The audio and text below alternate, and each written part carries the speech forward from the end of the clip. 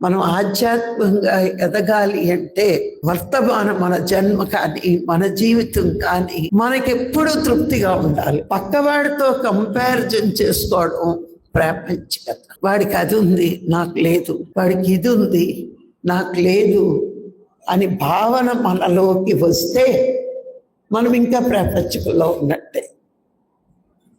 లేదు, నా జీవితం చాలా బాగుంది, అందుకే మహాత్ములు మనకు సలహా ఇచ్చేవారు, ఆధ్యాత్మిక జీవితంలో నీకంట కింద వాళ్ళని చూడు కానీ నీకంట పై వాళ్ళని ఎప్పుడు చూడొద్దు. నీ జీవితం ప్రాపంచికుల్లో తృప్తిగా ఉంటేనే నీ ఆధ్యాత్మిక జీవితంలో చాలా సాఫీగా ముందుకెళ్ళిపోతుంది. మనకెప్పుడు తృప్తి ఉండాలి.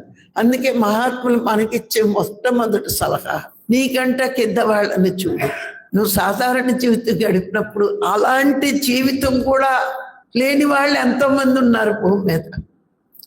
మనకేదో చిన్న పూరి గుడిసు ఉందనుకుందాం, ఆ చిన్న పూరి గుడిసు కూడా లేని వాళ్ళు ఎంతో మంది భూమి మీద ఉన్నారు. వాడికంట నేను బెటర్ అని ఒక్కసారి అనుకోండి, మన సాధన చాలా బాగా నడిచిపోతుంది. కళ్ళు మూసుకుంటే డబ్బులు ఎందుకు అవసరం లేదు. ఎంత పెద్ద కారులో కూర్చుని తిరగడం ప్రాపంచికమైతే, కళ్ళు మూసుకుని కూర్చోవడం ఆధ్యాత్మికత అయితే, ఆధ్యాత్మికతకి పెద్ద ప్యాలెస్లో అవసరం లేదు, పెద్ద కార్లు అవసరం లేదు. 2 పూటలు తినడానికి ఉంటే చాలు. కళ్ళు విప్పితే అన్నీ కావాలి, కళ్ళు మూస్తే ఏది వద్దు.